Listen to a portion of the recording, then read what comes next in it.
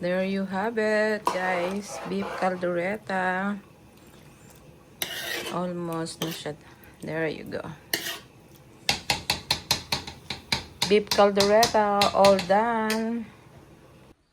Ayan guys, na-marinate ko na siya nung isang araw pa. Yes, ito yung gagamitin nating caldereta. Bumili ako ng part ng short ng beef. And then may mga tendon-tendon, yung may parang may taba-taba ng party ng beef. Ayan ang lulutuin natin. Yan ang ating paninda sa Saturday. Calderetang baka. Yes, and minarinate ko na siya sa pickles, pineapple. Nilagyan ko din siya ng maraming bawang, soy sauce, garlic, at saka ketchup. And then I put also pepper. Yun lang, yan yung ating minarinate ng 2 days. 2 days na siya nakamarinate. So ngayon, magigisa na tayo. Magpiprepare tayo ng bawang at sibuyas. Yun, magagay tayong sibuyas. Maraming sibuyas na masarap. So, we're preparing sibuyas na.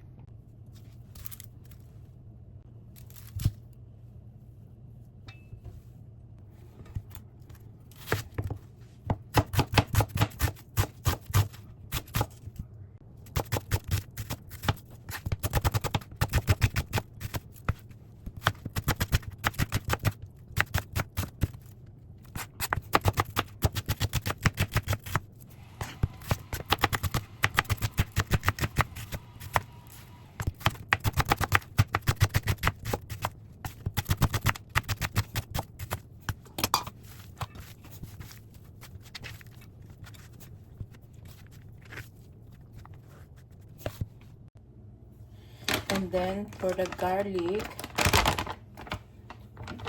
we already put processor the garlic. So, anytime na kailangan natin, ready na siya. Marami din garlic. Mas masarap. Ganyan karami yung garlic natin. Nakalagay siya sa ziplock, guys. Kasi magluluto naman ako every other day. Kaya, ginagawa ko na siya para save ang aking oras sa ng bawang. Okay?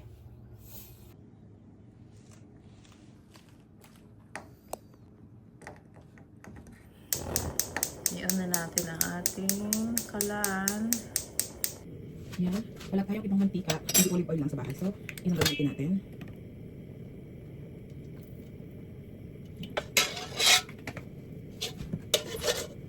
So, mainit na siya. Lagyan na natin ang umusok na ito. Maraming sibuyas ko. So, ito lang natin siya. Oh! Pero mo nakalimutan ko yung isa. Hindi tayo. Ito na natin ito. Para hindi natin pagdala natin. Ito na, gawin natin balik. Kasi ito natin pala ang mga pagdala ng dalang pagdala. Okay. Ayan, nagigigis. Paparin natin. Igigis din natin. Kasama natin ang paminta. Para natin natin sa balik.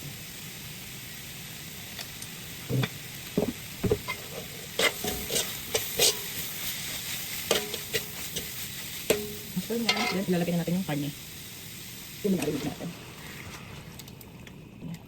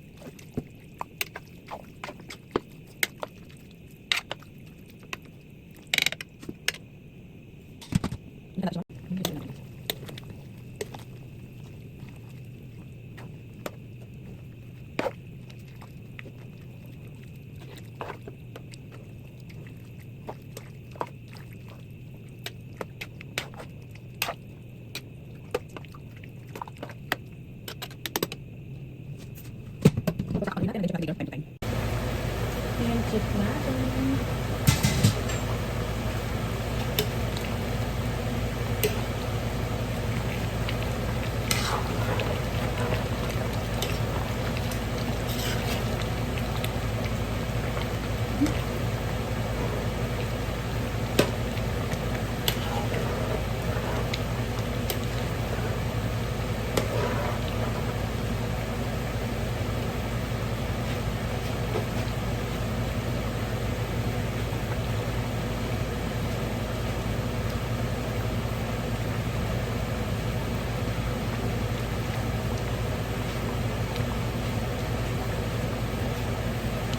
Kaya sa kaldereta ko, ito, inilalagay itong tomato sauce. Alam mo yung spaghetti sauce?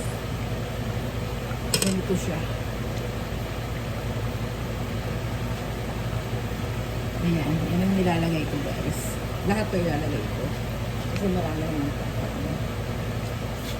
Kaya hindi na ako naglalagay ng mga pampano kasi kompleto na to. Dapat to guys, isasama ko kanina sa gisa. Kaya lang,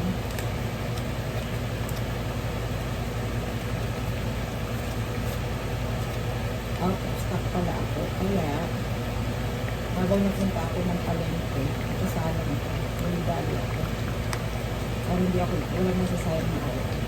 Pero anyway, yun yung nilalagay ko sa kaldereta ko. Tapos yung ibang pampalasa, mamaya ko naglalagay ng peanut butter. So, huli ko rin nilalagay kasi mabilis masunog yun. And then, haluin natin.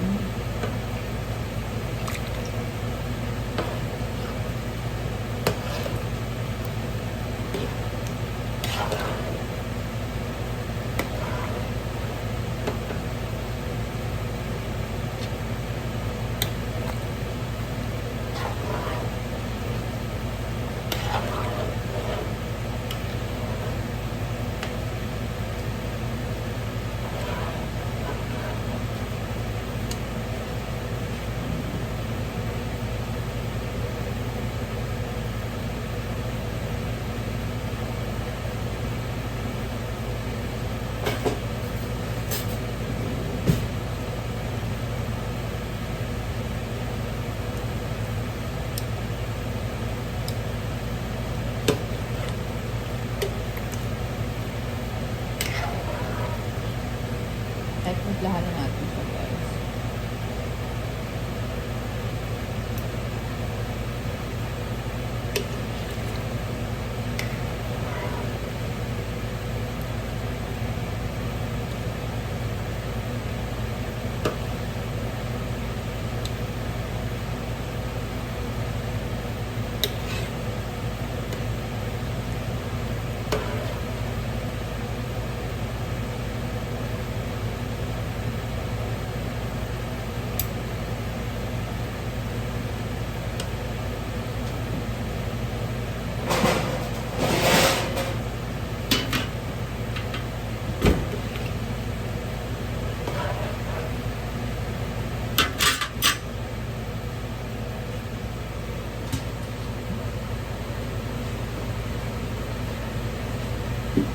Ayan guys, iniiho ko yung atay na minarinate ko yan. Yung isang araw din. Sa lemon and salt and pepper. Hindi ako gumagamit ng... Ayan guys, inihaw ko yung atay. Tapos ipuput processor ko siya. Dahil hindi ako gumagamit ng liver spread na nasa lata. So ipuput processor ko siya. Tapos lalagay natin siya sa kaldereta natin. Minarinate ko siya ng lemon, salt and pepper lang. Yun lang. Ayan guys, siguro pwede na to. Konti pa.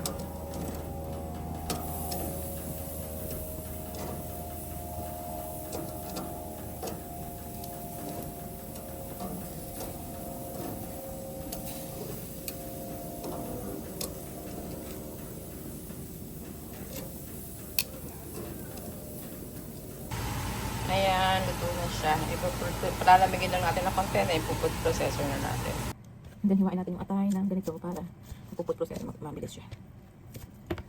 Ganito natin. Ito yung pinakang liver spread natin. Hindi ako gumagamit na as much as possible.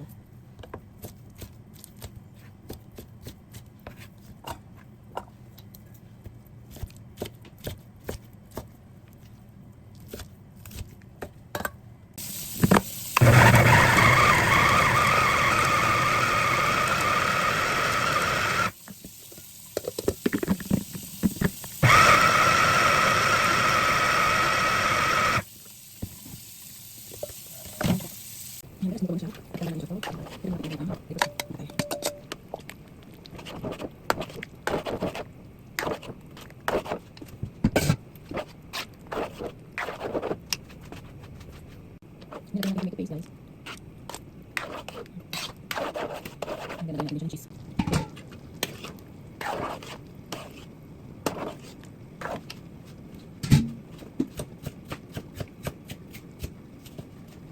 And then, ilagay natin ang bell pepper. Mali, peanut butter muna. Peanut butter muna. Peanut butter.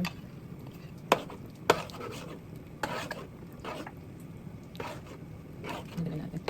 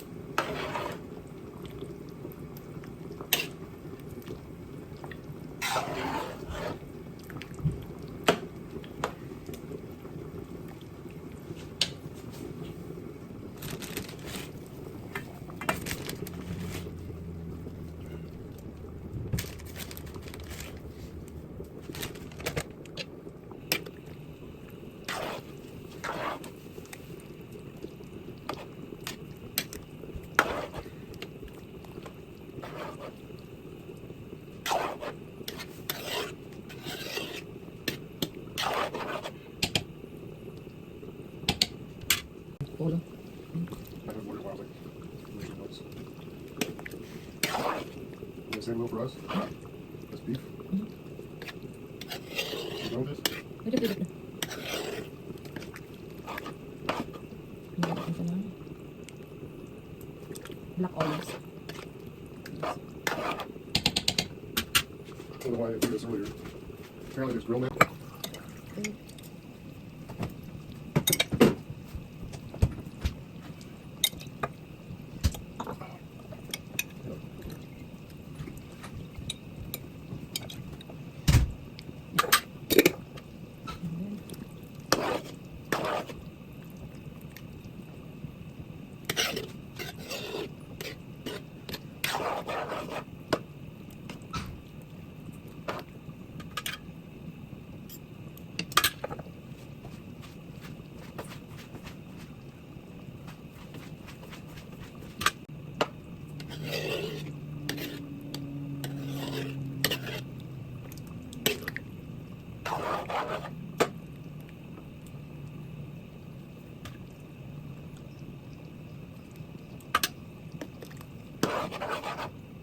Ayan, palibat natin ng konting brown sugar.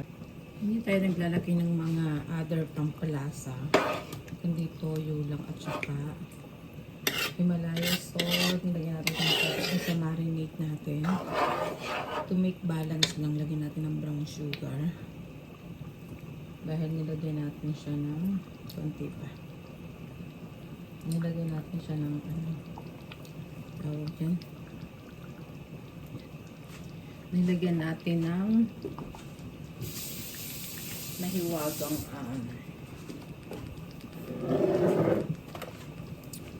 tomato paste. And yung tomato paste medyo maasim siya. Tapos, ang last natin ilalagay ay lagyan natin ng raisin.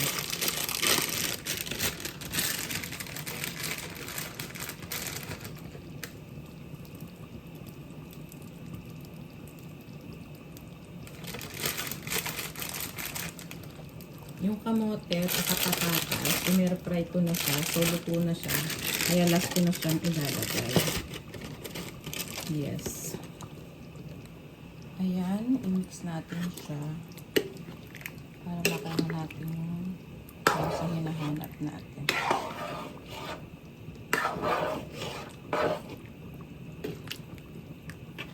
Masarap guys, maraming bell pepper. Para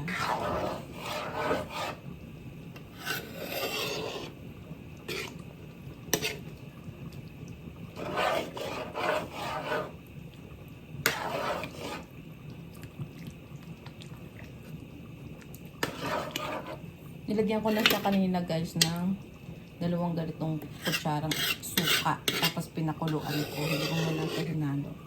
Para hindi na sira agad ang inyong nilutong pagkain. So, nung sinasangkot siya ko siya kanina, nilagyan ko na ng suka. There you go. I got the taste. Then, ilalagay na natin yung patatas. Tsaka yung kamote. Ito yung in-fry natin mga kamote. Niliitan ko na para hindi masyadong bulky sa lalagyan ko.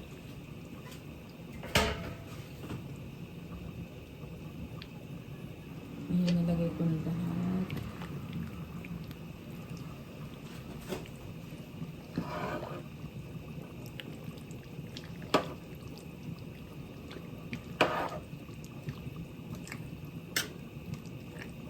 Sabi ng asawa ko kanina, gusto daw niya ito toong kainin ko.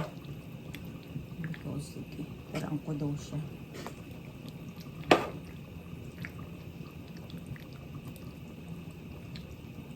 Patapos na to guys. Hayaan mo lang ito nilikulo ng konti. Kasi nakuha ko na yung lasa niya.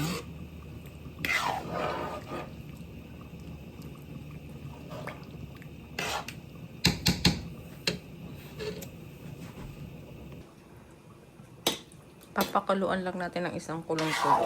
Tapos na to.